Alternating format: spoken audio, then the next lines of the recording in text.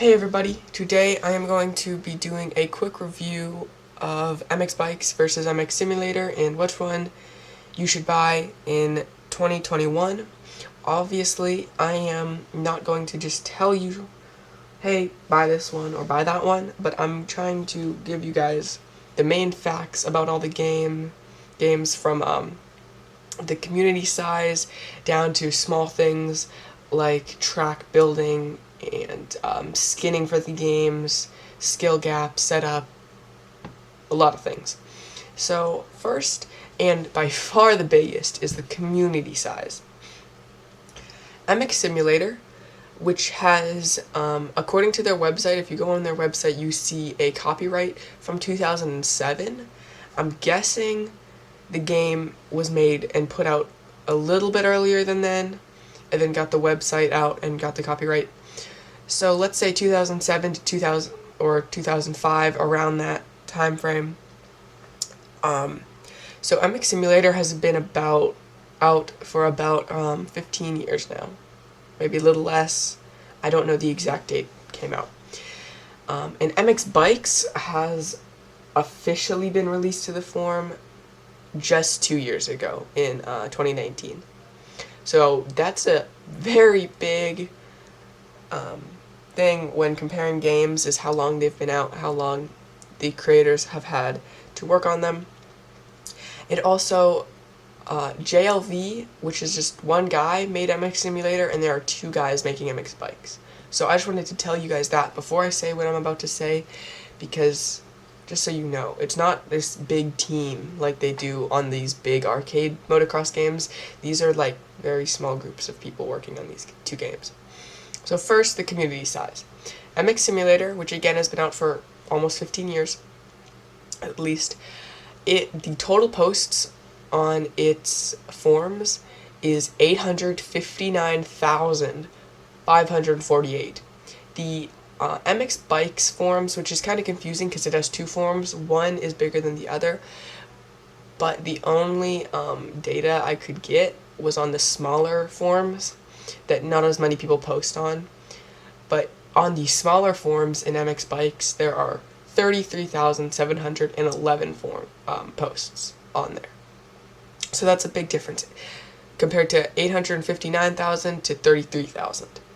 But like I said, MX Bikes does have another forum page, but still there's nowhere near 859,000 posts. The total members of the MX Simulator community and their website page is 17,330, and then the MX Bikes members on their forums is 3,318. So these games are both community run. And when I say that, I do not mean the community makes the games or changes the physics or updates anything big like that, but the game relies on a community who will build tracks, make bike and rider skins, and keep the game interesting, putting out content. And then, the people like JLV for MX Simulator or Piboso for MX Bikes, they actually will fine-tune the game and put out the big updates. So they both have a reasonably big community. Obviously, MX Simulator is way ahead of MX Bikes community-wise, if you're just looking at the numbers. And what I'm about to say might make a lot of MX Simulator fanboys pretty mad. But if you've been in the MX Simulator community for a long time, you know it is dying. While yes, it might be getting new members every day, the big track creators and content creators, I'm sorry, not really content creators, but track creators and like bike creators, rider creators, and some even big teams are leaving MX Sim.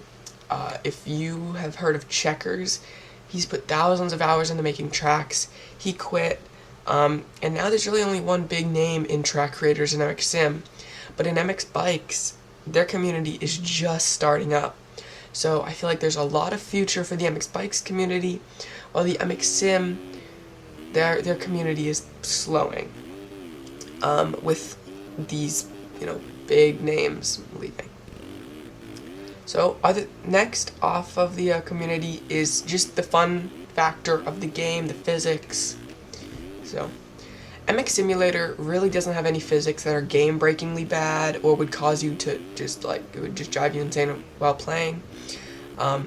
There's some crazy and unrealistic saves you can do or jumps you can land, like there is in every dirt bike game. But, like I said, MX Simulator has had a lot of years to work that out. And they did, so I applaud them for that. And, yeah, so there's really no bad physics in MX Simulator. In MX Bikes, the only physics that can get annoying is sometimes it can be a bit bouncy, a little bit janky here and there, or a little bit slippery sometimes. But you can change a lot of stuff in your setup, which we'll talk about later. So I would say they're both kind of at the level. MX Simulator is refined. I don't think they're ever going to change physics.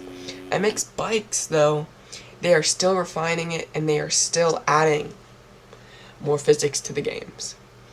But still, even just 2 years in, from the official release of MX Bikes onto Steam, it's good, and I do think Poboso is still going to make a lot more updates, doing a lot more things to the game. For the prices of the two games, there's really not much to say at all. MX Simulator is $40 and MX Bikes is $34. Not a huge price difference there. Now the looks, which is a pretty big factor for me.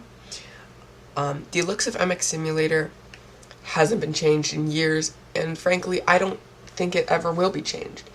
JLV puts out a snapshot every once in a while, but I pretty much think he's done making any big changes to this game.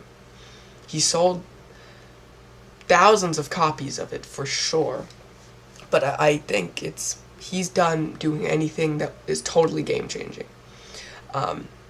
So in MX Simulator, you obviously have your one stick that just turns the bars, and then the other one that leans the rider forward and backwards. In MX Bikes, obviously, again, you have the stick that turns the actual bars, but you have full rider movement, forward and back, left and right, which is pretty big, actually, whenever, you're doing more complicated whips, making it look more realistic. And then one other thing is leg swag and just looking flowy. In MX Simulator, it's just not a very flowy rider style. You can get leg swag on a jump if you get really low and your foot comes off the foot peg. But once you're in the air, if you do a whip, your leg really doesn't come off of the bike at all. In MX Bikes, though, if you do an oppo or a whip, your rider will, shift its weight and put its leg out or turn its head back, looking very realistic and very clean, in my opinion, too. So, after the looks of the game, there's the setup. There's a ton of different options for MX Simulator and MX Bikes for your camera and bike settings. You can make a completely custom suspension setup, which is really cool, and MX Bikes even lets you adjust things like tire pressure and small details. Now for the skill level and the skill gap of both games, excuse me, I would say MX Simulator is harder by just a little bit. It's a little bit harder to just kind of give it gas and not fall over. Well, MX Bikes gives you that stability of when you first start playing it, you will fall a lot, but you won't fall anywhere as near as many times as you would fall in MX Simulator, because in MX Simulator, it can take you sometimes a few hours just to learn how to drive in a straight line if you have low stability. So for skill, I would say Sim is a bit harder, but doing complex whips in MX Bikes is pretty hard too. The skill gap, if you're looking at a pro racer, I'd say they're about the same.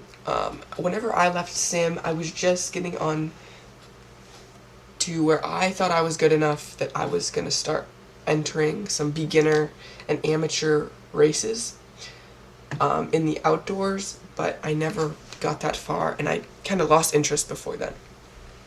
But still, even just watching me ride versus a pro ride, it's a huge skill gap. And it's same in MX Bikes. I'm not very good in MX Bikes. Watching the pros ride, they're so clean. So there's a pretty big skill gap. If you're playing with someone on a server, if someone has been playing for hundreds of hours and someone's been playing for just like a month, you can definitely tell. Now we're going to get into the really small details, menu settings, and the look of the menu. In my opinion, MX Bikes is way ahead of MX Simulator here.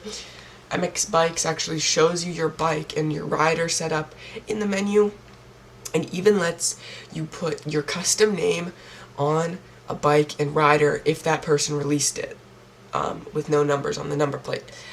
Because MX Bikes, you kind of make your own profile, put your name and number in it, and then if you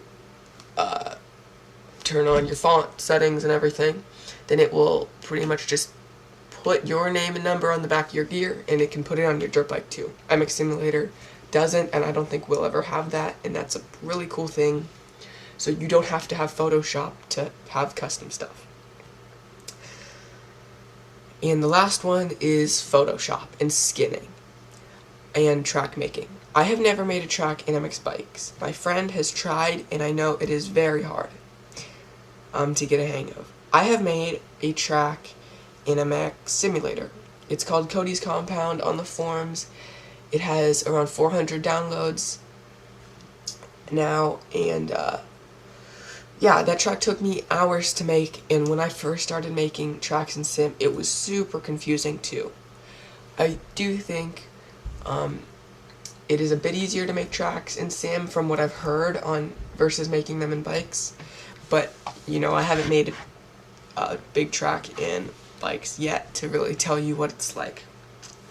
For skinning, making your own gear, it's practically the same. The PSDs are a little different, but one huge thing, which is actually the main reason I left Sim, the bike PSDs and the models in Sim can be hundreds of dollars. It's pretty rare that they're over 100, like 200, but like $150 for a bike model.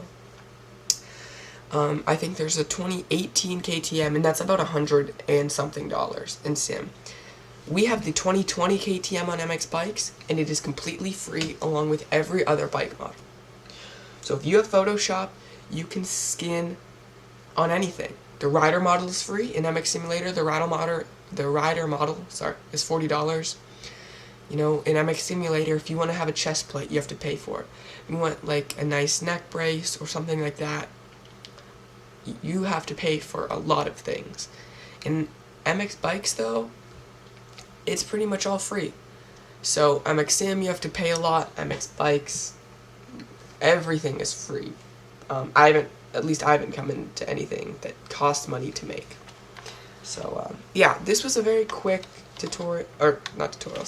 video overlooking both of these two games, because there's a lot of people trying to make the decision, what game should I buy? So I hope this helped. Again, I might seem a little bit biased, but that is because for a lot of these points, there's just one game that stands out as better and has more of a future in being updated,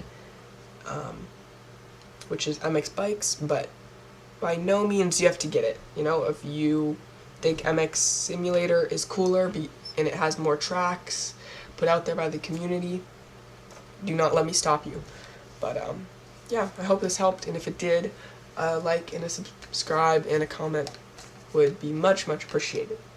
So I'm trying to hit I'm really close to 2,000 followers on my Instagram, everything MX Sim, and then I'm 30 subscribers on this YouTube. So any likes or subs would be much appreciated. See you guys in the next video.